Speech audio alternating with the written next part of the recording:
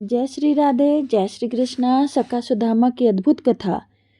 पुरुष के लिए स्वर्ग की, पृथ्वी तथा पाताल की समस्त संपत्ति, मोक्ष एवं समस्त सिद्धियों का मूल उन परम पुरुष पुरुषोत्तम के चरणों की पूजा ही है। विप्रवर सुदामा जन्म से ही दरिद्र। श्री कृष्ण चंद्र जब अवंती में महर्षि संदीपनी के यहाँ शिक्षा प्राप्त करने गए, तब सुदामा जी भी वहीं गुरु के आश्रम में थे। वहां श्री कृष्णचंद्र से उनकी मैत्री हो गई। दीन बंधु को छोड़कर दीनों से भला और कौन मित्रता करेगा। श्याम सुंदर तो गिने चुने दिन गृह में रहे। उतने ही दिनों में वह समस्त वेद वेदांग शास्त्रादि तथा सभी कलाओं की शिक्षा पूर्ण करके चले आए। वे द्वारिकाधीश हो गए। सुदामा की भी जब शिक्षा पूरी हुई, तब गुरु देव की आज्ञा लेकर वे भी अपनी जन्मभूमि लौट आए।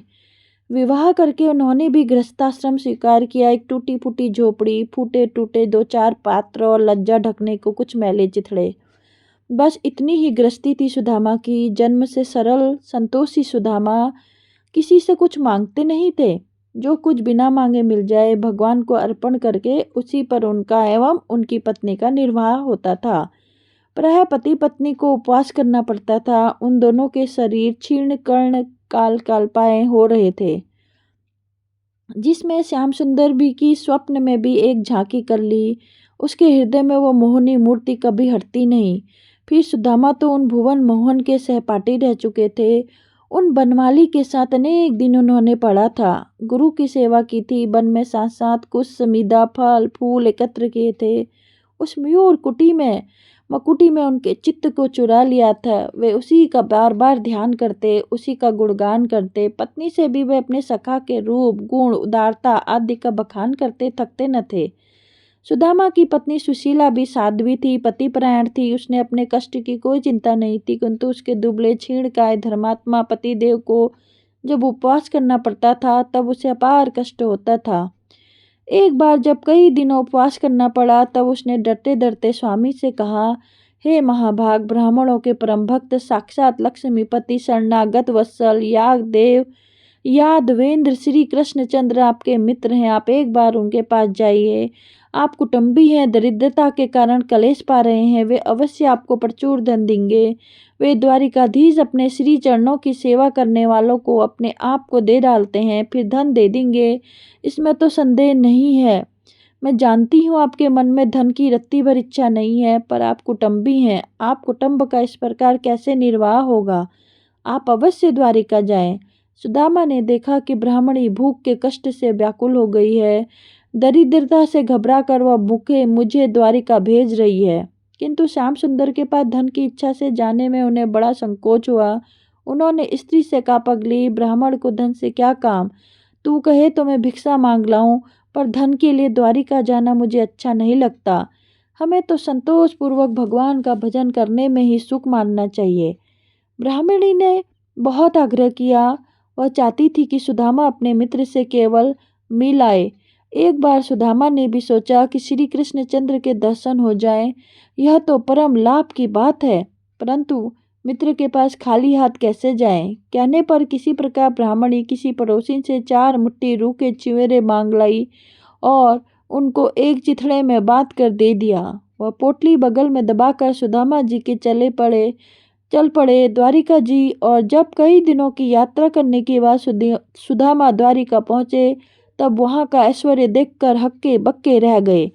गगनचुंबी स्फटिक मणि के भवन, स्वर्ण के कलश, रत्न चकित दीवारें, स्वर्ग की जहाँ फीका झोपड़ी सा ज्ञान पड़े। उस द्वारिका को देखकर दरिद्र ब्राह्मण ठक रह गया। किसी प्रकार उन्हें पूछने का साहस हुआ। एक नागरिक ने श्री कृष्णचंद्र का भवन दिखा दिया। ऐसे कंगले चिथड़े लपटे मैले कुचड़े ब्राह्मण को देखकर द्वारपाल को आश्चर्य नहीं हुआ। उसके स्वामी ऐसे ही दीनों के अपने हैं, यह उसे पता था। उसने सुदामा को प्रणाम किया, परंतु जब सुदामा ने अपने को भगवान का मित्र बताया, तब वह चकित रह गए। देवराज इंद्र भी अपने को जहाँ बड़े संकोच में दास कह पाते थे, वहाँ यह कंगाल मित्र कह रहा है। किंतु उन असरण शरण कृपा सिंधु का कौन कैसा मित्र है भला, कब किसी ने जाना है। नियमानुसार सुदामा जी को द्वारपाल ठहरा कर द्वारपाल आज्ञा लेने भीतर गया। त्रिभुवन स्वामी सर्वेश्वर यादवेंद्र अपने भवन में सैया पर बैठे थे। रुक्मणी जी अपने हाथ में रत्न डंडे लेकर व्यंजन कर रही थी।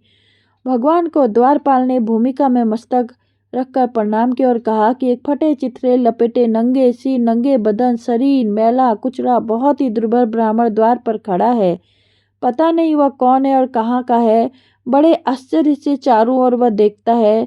अपने को प्रभु का मित्र कहता है, प्रभु का निवास पूछता है और अपना नाम सुदामा बताता है। सुदामा, यह शब्द कान में पड़ा कि श्री कृष्ण जैसे सुधी बुध खोदी मुकुट धरा रहा। पादुका भूमि पर गिर गई, चरणों में पादुका तक नहीं, वह विट्ठल दौड़ पड़े। द्वार पर आकर दोनों हाथ फैलाकर सुदामा को इस प्रकार हृदय से लगा लिया जैसे चिरकाल से कोई निधि मिल गई हो। सुदामा और श्री कृष्णचंद्र दोनों के ही अजशस्त्र अश्रु प्रभाव चलने लगे। कोई एक शब्द तक नहीं बोला। नगरवासी, रानियां, सेवक सब चकित होते देखते रह गए।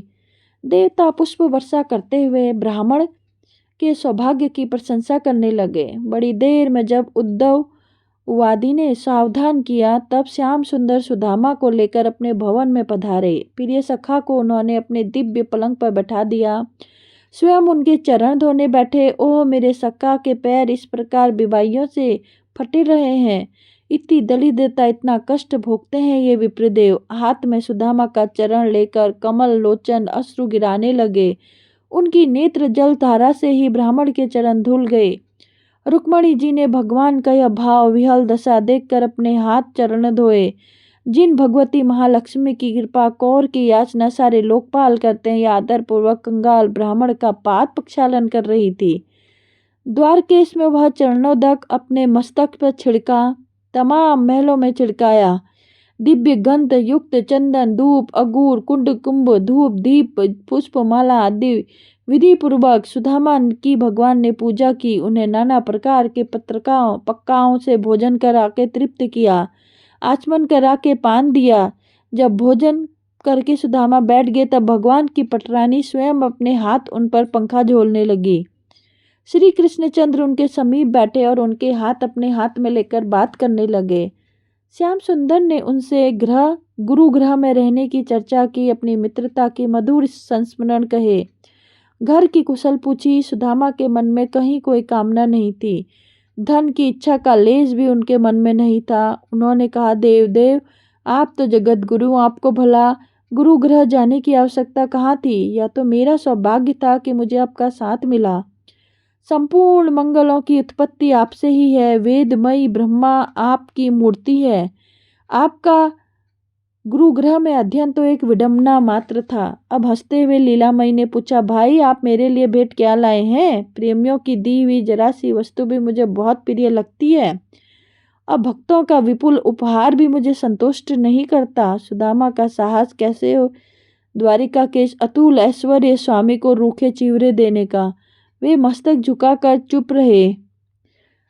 सर्वांतयामी श्रीहरि सब कुछ जानकर यह निश्चय कर लिया था कि यह मेरा निष्काम भक्त है। पहले भी कभी धन की इच्छा से इसने मेरा भजन नहीं किया और न जब इसे कोई कामना है, किंतु अपनी पतिव्रता पत्नी के लिए के कहने से जब यह यहाँ आ गया है, तब मैं इस पर संपत्ति दूंगा जो देवताओं को भी दुर्लभ है। यह क्या?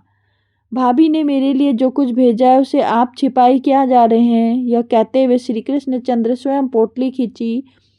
पुराना जीर्ण वस्त्र फट गया, चिवरे बिखर पड़े। भगवान ने अपने पीत पट में कंगाल की निधि के समान उन्हें शीघ्रता से समेटा और एक मुट्ठी भरकर मुख में डालते हुए कहा, मित्र, यही तो मुझको परम प्रसन्न करने वाला प्रिय भेंट है। यह चिवरे मेरे साथ समस्त विश्व को तृप्त कर देंगे। बड़ा मधुर, बहुत स्वादिष्ट, ऐसा अमृत जैसा पदार्थ तो कभी कहीं मिला ही नहीं। इस प्रकार प्रशंसा करते हुए जब श्री कृष्ण देव ने दूसरी मुट्ठी भरी, तब रुक्मणी फौजी ने उनका हाथ पकड़ते हुए कहा, प्रभो बस कीजिए, मेरा कृपा से इस लोक और परलोक में मिलने वाली सब प्रकार की संपत्ति तो इस एक मुट्ठी चिवरे से ही इस ब्राह्मण को मिल चुकी है। अब इस दूसरी मुट्ठी से आप और क्या करने वाले हो? अब आप मुझ पर दया कीजिए। भगवान मुट्ठी छोड़कर मुस्कुराने लगे। कुछ दिनों तक सुदामा जी वहाँ रहे।